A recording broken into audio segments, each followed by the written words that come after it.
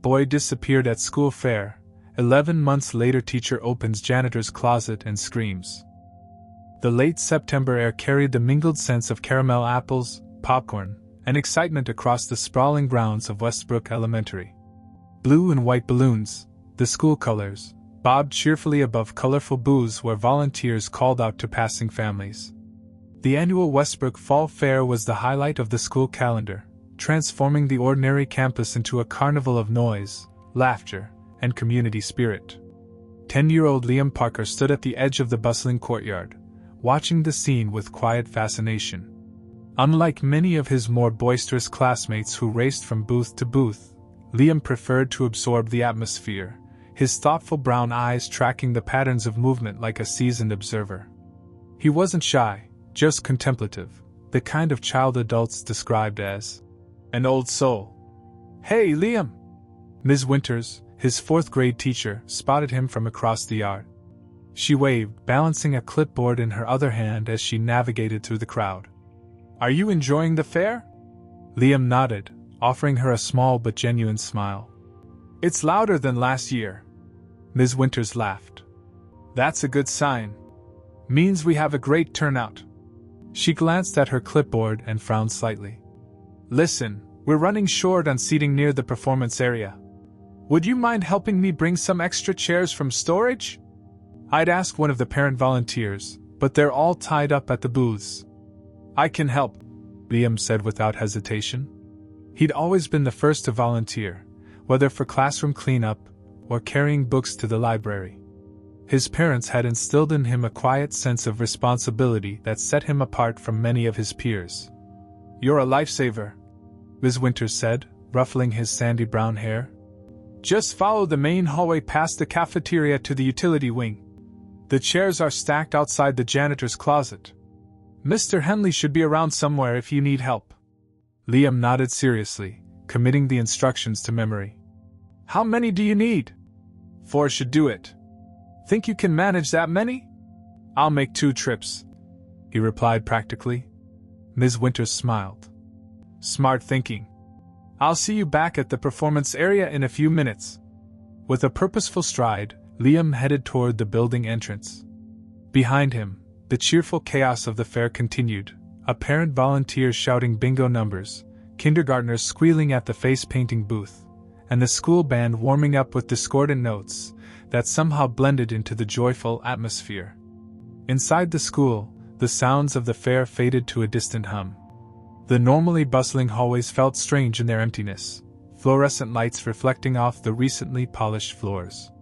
Liam's footsteps echoed against the rows of lockers as he made his way past the cafeteria. A paper banner hung across the hallway, proclaiming, "Go Westbrook Wildcats!" in hand-painted letters, swaying slightly in the air conditioning's artificial breeze. The utility wing was at the far end of the building, a less-traveled section housing maintenance rooms, storage areas, and staff facilities. As Liam turned the corner, he noticed the dimmer lighting here, with every other ceiling panel dark to conserve energy. At the end of the corridor, he spotted the stack of metal folding chairs Ms. Winters had mentioned. Mr. Henley, the school janitor for over 15 years, emerged from his office at the sound of footsteps. His weathered face crinkled into a smile beneath his gray mustache when he spotted Liam. "Well, hello there, young man. Need something from this side of the building?" His voice carried the slight rasp of someone who'd once been a heavy smoker. "Ms. Winters asked me to bring some chairs for the performance area," Liam explained, pointing to the stack. Mr. Henley nodded. "Those'll be heavy for you. Want some help?" "I'm stronger than I look," Liam replied with a hint of pride. "I'm going to take 2 at a time." The janitor chuckled. "Smart plan. I've got to finish fixing that breaker box. They've been having electrical issues near the science wing all week." He gestured toward the janitor's closet at the end of the hall. "If you need anything, just holler. I'll be right in there." "Thanks, Mr. Henley." As the janitor disappeared into the closet, Liam approached the chairs. He carefully unfolded 2 and stacked them together, testing their weight. Satisfied he could manage, he picked them up and began his first trip back toward the fair. 5th grade teacher Mr. Davidson passed him in the hallway. Need a hand there, buddy? I've got it, thanks, Liam answered, his voice steady despite the effort. The teacher gave him a thumbs up and continued toward the administrative offices. Liam delivered the first 2 chairs to Ms. Winters, who was directing the band setup. Perfect timing, she exclaimed. Can you grab a couple more? The principal just told me we're expecting an even bigger crowd for the choir performance. With a nod, Liam headed back down the empty hallway, his footsteps quickening with purpose. The second trip went faster, his path now familiar. As he approached the utility wing again, he noticed something different. The lights in this section had been completely shut off, plunging the corridor into gloomy half-light filtered from distant windows. Mr. Henley? Liam called, slowing his pace. The lights are out. No answer came from the janitor's closet. Liam frowned slightly but continued toward the remaining chairs. The utility wing felt colder now, and quieter, the distant sounds of the fair no longer reaching this far corner of the building. As he picked up 2 more folding chairs, a soft clicking sound came from behind him. Liam turned, peering down the shadowy hallway. Hello? Is someone there? The silence that answered seemed to press against his ears. Then, almost imperceptibly, came the sound of quiet footsteps retreating around the corner. Curious, Liam set the chairs down and took a few steps toward the sound. Mr. Henley? Do you need help with something? A sudden, sharp clang from inside the janitor's closet made him jump. The door stood partially open, darkness spilling from within. Something about it raised goosebumps on Liam's arms. Hello? He called again, his voice smaller now. Common sense told him to return to the fair, to the bright lights and noise and safety of the crowd. But Liam had always been curious, and what if Mr. Henley had fallen or needed help? He took a tentative step toward the closet door. From within came another sound, like metal scraping against metal. Liam hesitated at the threshold, peering into the darkness. The closet smelled of cleaning solution and dust. Mr. Henley? As his eyes adjusted to the gloom, he could make out shelves of supplies, a mop bucket, and at the back wall, what looked like a panel slightly ajar. Beyond it, and possibly, seemed to be another space, a room that shouldn't exist. A hand touched his shoulder.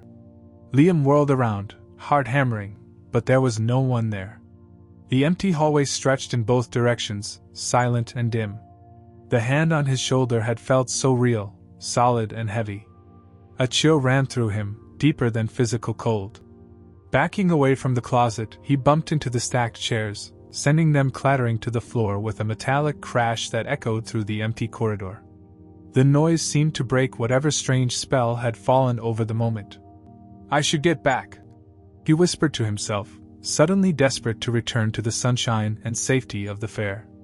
As he bent to retrieve the fallen chairs, the lights in the hallway flickered once, twice, then went completely dark. In the sudden blackness, Liam felt rather than saw movement behind him.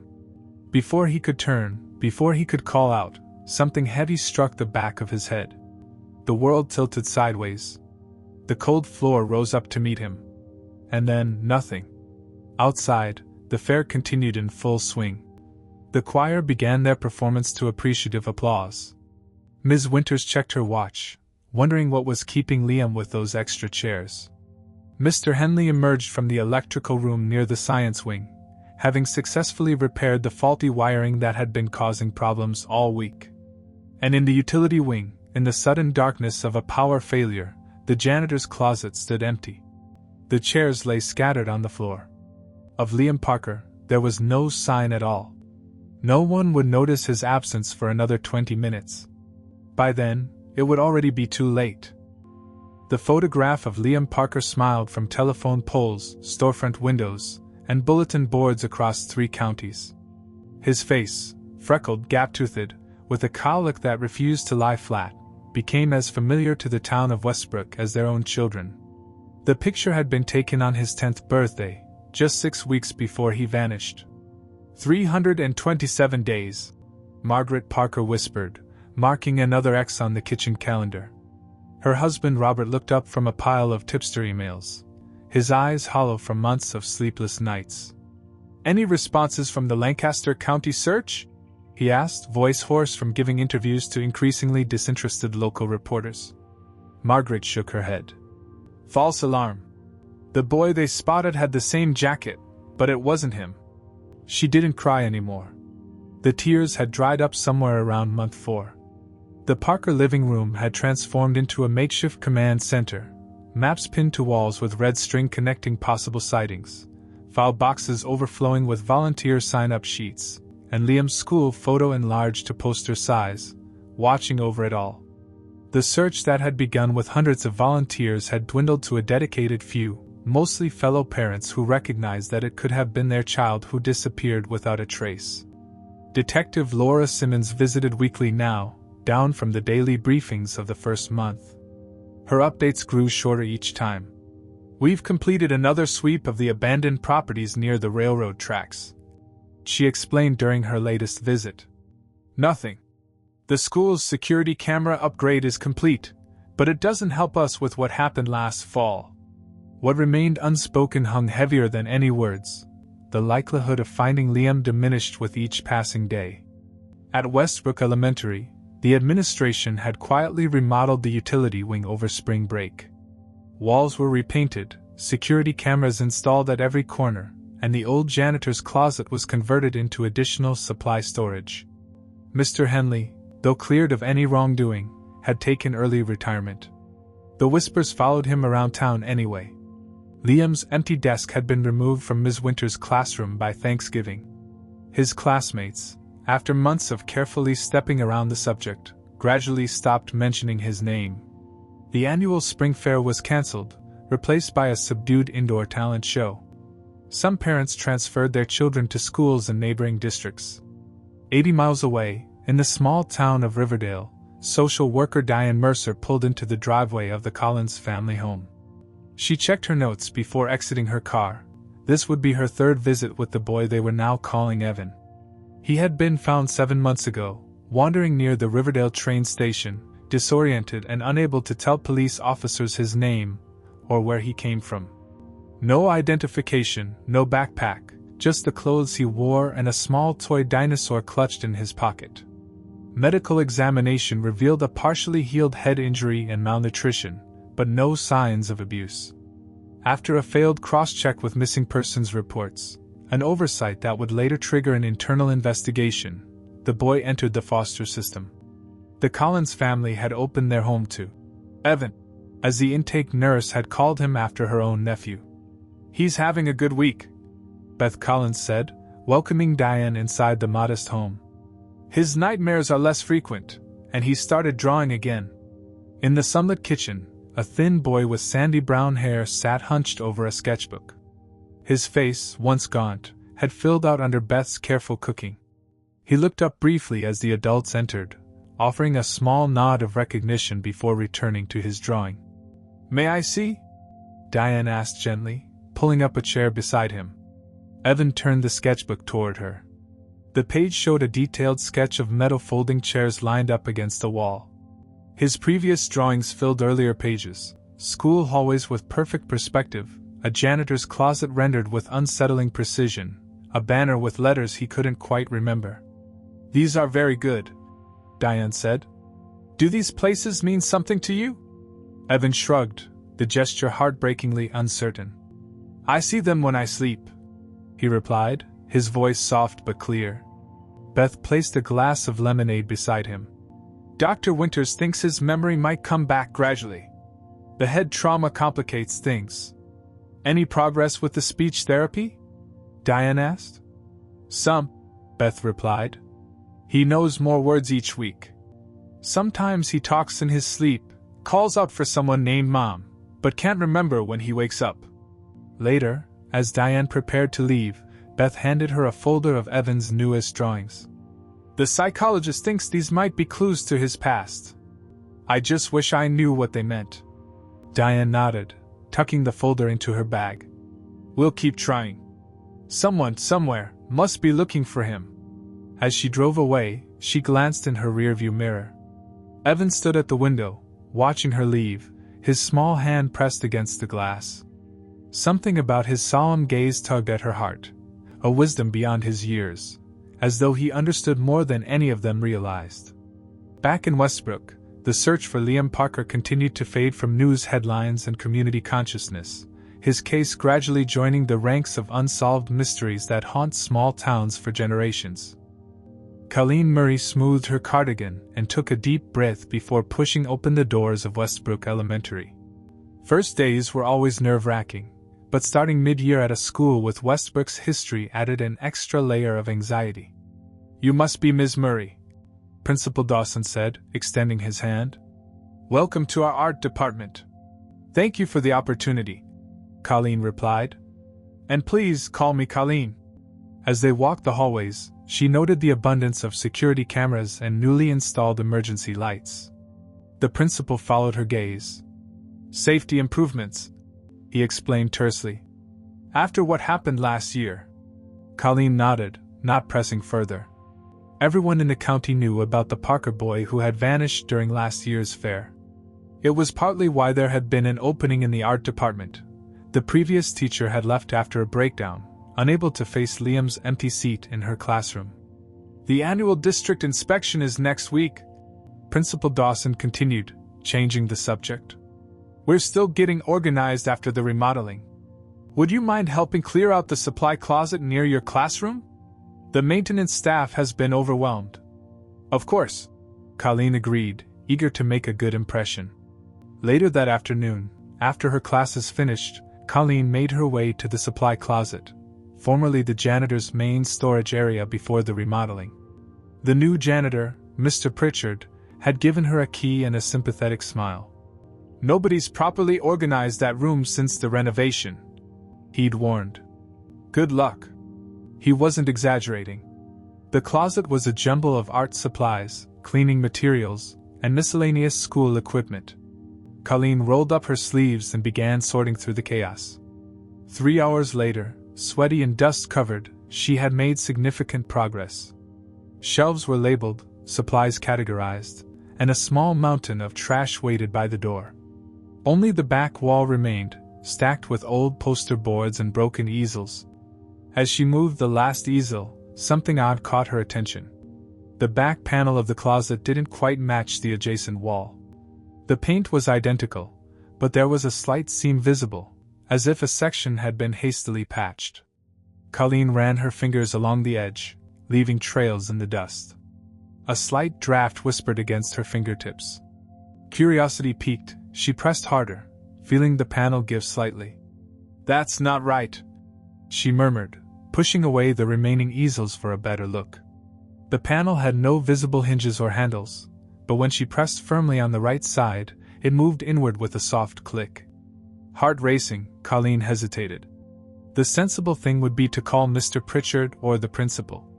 But something, intuition or perhaps simple curiosity, made her push harder. The panel swung inward, revealing darkness beyond. "Hello?" she called, fumbling for her phone's flashlight. The beam illuminated a ragged hole in the drywall behind the panel, revealing what appeared to be a forgotten space, a room or corridor that didn't appear on any school blueprint she'd seen.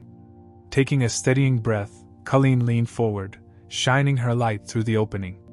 The space beyond was small, perhaps 10 feet square, with concrete floors and old pipes running along the ceiling.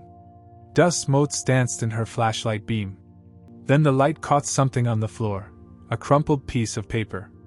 Stretching her arm through the hole, Colleen managed to snag it with her fingertips. It was a flyer for last year's fall fair, the colors still bright despite a layer of dust. A chill ran down her spine that had nothing to do with the draft from the hidden room. Pointing her light back into the space, she noticed more papers scattered in the corner, what looked like food wrappers, and, her breath caught, a small blanket fashioned from what appeared to be a child's jacket. "Oh my God!" she whispered, the realization dawning with horrifying clarity. The flashlight beam traveled across the back wall, where something was scratched into the concrete. Colleen squinted, leaning further into the opening. There, etched crudely but unmistakably into the wall, was a name, Liam. A small green object caught the light beside the scratching, a plastic toy dinosaur, identical to the one missing from the evidence photos she'd seen on the news. The scream built in her chest, rising to her throat before erupting into the silent school. It echoed off the walls as Colleen stumbled backward, phone clattering to the floor, its light casting monstrous shadows across the ceiling. She scrambled away from the hidden room, heart pounding so violently she could hear nothing else. Her back hit the shelves, sending art supplies cascading around her. Mr. Pritchard found her there minutes later, hyperventilating among scattered paintbrushes and colored pencils. Her trembling finger pointed toward the open panel. "There's a room," she gasped. "Behind the wall. Liam Parker was there. He was there all along." The janitor's confused expression hardened as he peered into the darkness. Without a word, he pulled out his own phone and dialed 911. "This is Donald Pritchard at Westbrook Elementary," he said, voice tight with controlled emotion. "I need Detective Simmons here immediately. Tell her we've found something about the Parker boy." As the sound of approaching sirens filled the air, Colleen hugged her knees to her chest, the fair flyer still clutched in her hand. The school's dark history, which everyone had tried so desperately to move beyond, had literally been hiding behind the walls all along. And she had found it, 11 months too late.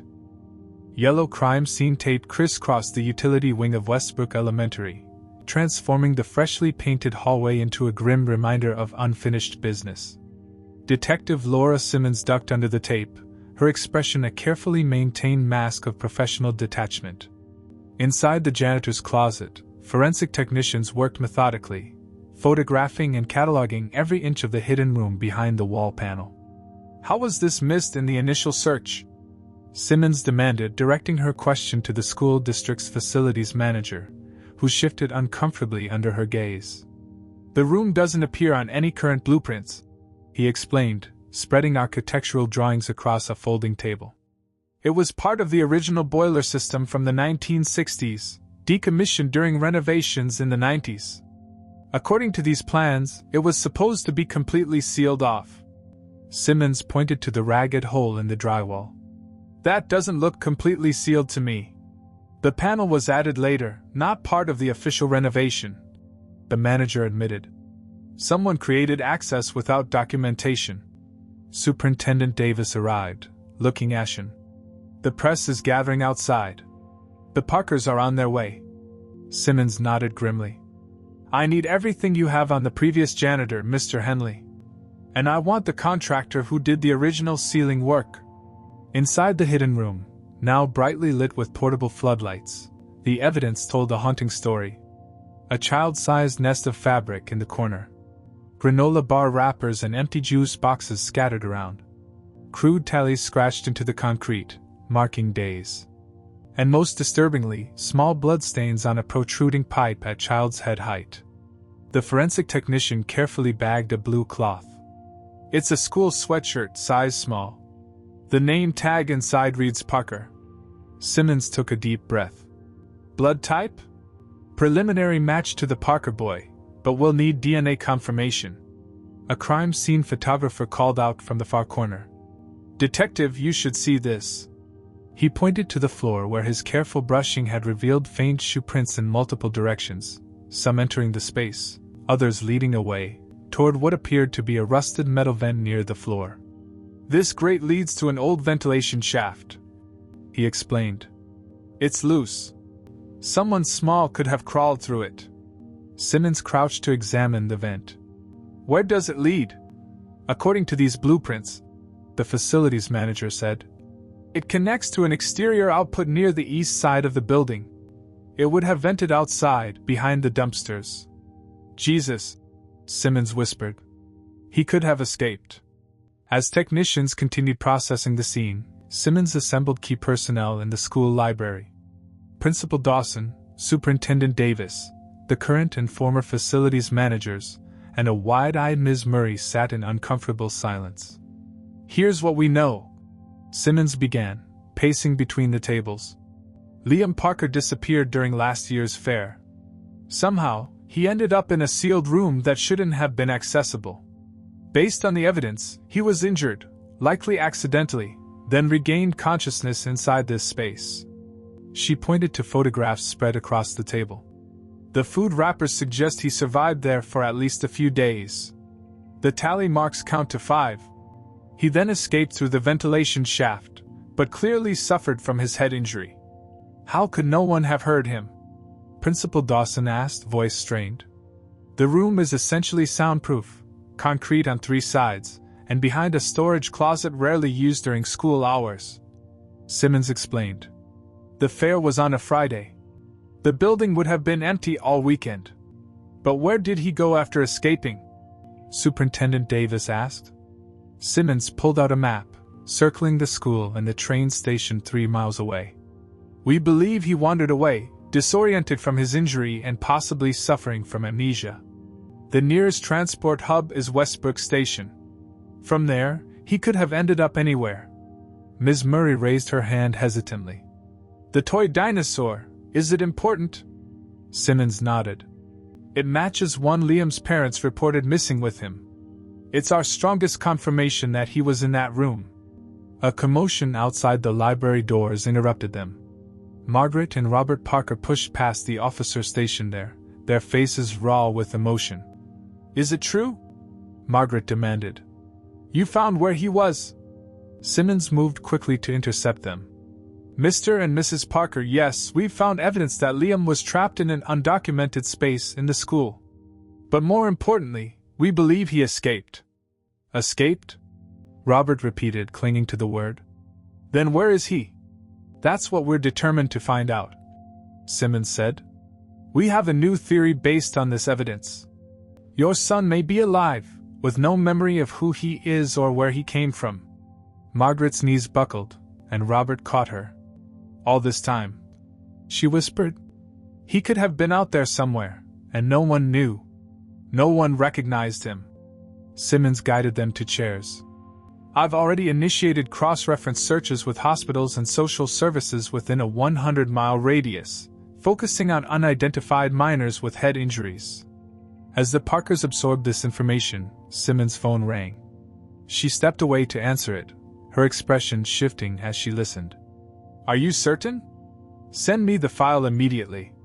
She ended the call and turned back to the room, her professional composure momentarily cracked by something that looked remarkably like hope. That was the Central Database team. They'd found a possible match in Riverdale County Foster Services. A boy with an unidentified head injury, found wandering near their train station 7 months ago. Margaret Parker looked up, tears streaming down her face. Could it be him? Could our Liam be alive? We're going to find out, Simmons promised, already gathering her things. Right now. Beth Collins looked up from her gardening as the unfamiliar sedan pulled into her driveway. 2 women emerged, one in a blazer that screamed law enforcement, the other clutching a manila folder with white-knuckled intensity. Can I help you? Beth called, brushing soil from her hands. The professional-looking woman stepped forward. Mrs. Collins? I'm Detective Laura Simmons from Westbrook County, and this is Margaret Parker. We need to speak with you about Evan. Beth's protective instincts flared. What about him? May we come inside? Detective Simmons asked gently. In the living room, Margaret Parker sat perched on the edge of the sofa, a photograph trembling in her hands. Beth noticed how the woman's eyes kept darting toward the hallway leading to the bedrooms, where Evan was working on his daily reading exercises with the tutor. Mrs. Collins, Detective Simmons began. We believe the boy you know as Evan may actually be Liam Parker, who disappeared from Westbrook Elementary 11 months ago. Beth's mind reeled. That's not possible. We've had Evan for 7 months. Social services checked missing persons reports. An administrative error, Simmons explained. The cross-county databases weren't properly synchronized. But we have reason to believe he found his way to Riverdale after escaping from where he was trapped. Trapped? Beth repeated, horrified. Before Simmons could explain further, the tutor appeared in the doorway. Sorry to interrupt, but Evan wanted to show you his new drawing, she said, gesturing behind her. The small figure that appeared in the doorway froze at the sight of the strangers. His sandy hair had grown longer under Beth's care, his frame less gaunt, but the eyes, thoughtful, intelligent, were unmistakable even in the photograph Margaret Parker clutched. For a moment, no one breathed. Then Margaret made a small sound, half gasp, half sob. "Liam?" she whispered. The boy's eyes widened slightly, a flicker of something, recognition? Fear, crossing his face. He didn't respond, but his hand tightened around the drawing he held. "Evan, honey," Beth said carefully. "These people are here to talk to you. They think they might know you from before you came to stay with us." He took a hesitant step forward, his gaze fixed on Margaret. "You look like the lady in my dreams," he said quietly. "The one who calls my name." Margaret pressed a hand to her mouth. "Oh God," she whispered. "It's him. It's our son." Detective Simmons maintained her professional calm. "We'll need to confirm with DNA testing, of course, but the preliminary evidence is compelling. The timing of his appearance in Riverdale, the head injury, the physical description, all match Liam Parker." Beth felt as though the room were spinning. The boy she'd cared for, worried over, come to love, someone else's missing child? "I don't understand," she managed. "Why couldn't he remember? The medical examiner believes he suffered traumatic amnesia from his head injury," Simmons explained. "Combined with the stress of what happened, his memory essentially reset." Margaret slowly approached the boy, kneeling to his eye level but not touching him. "Liam, Evan, do you know who I am?" He studied her face with intense concentration. "I draw you sometimes," he admitted. "But I don't know your name." "I'm your mother," she said, voice breaking. "Your real name is Liam Parker. You live in Westbrook, in a blue house with a treehouse your father built." The boy's eyes widened. "The treehouse has a red ladder," he said suddenly. "And a telescope." A tear slipped down Margaret's cheek. "Yes, that's right. Would it be okay?" he asked hesitantly. "If I showed you my drawings?" Margaret nodded, unable to speak. The boy disappeared down the hallway, returning moments later with his sketchbook. Page after page revealed fragments of his forgotten life: the school hallway, the janitor's closet, the metal chairs he'd been sent to collect. And later drawings: a house with blue shutters, a woman gardening who wasn't Beth, a man building something out of wood. "Your memories have been trying to find their way back," Simmons said gently. As they talked, Robert Parker arrived, having driven separately. He stood in the doorway, frozen at the sight of his son. "Dad?" the boy said unexpectedly, the word clearly surprising even himself. Robert moved forward slowly, as if approaching a wild animal that might startle. When he reached his son, he knelt and held out his hand. The boy looked at it for a long moment, then placed his smaller hand in his father's. "Your hands are still calloused," the boy said wonderingly. "From building things." Robert nodded, tears streaming freely down his face. "That's right, buddy. I never stopped working on your treehouse. I kept thinking you'd come back to use it." Something shifted in the boy's eyes, a door unlocking somewhere in the depths of his mind. He didn't throw himself into his parents' arms as might happen in movies. Instead, he simply stood there, holding his father's hand, while his free hand reached out to touch his mother's hair. "You sing at night," he said to Margaret. "When the bad dreams come." She nodded. "I always will."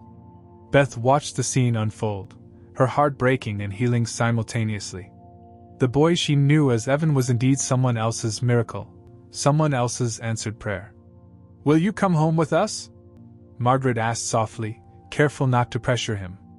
Liam, for he was remembering now that this was his name, looked back at Beth, his expression torn between the past he was recovering and the present that had sheltered him.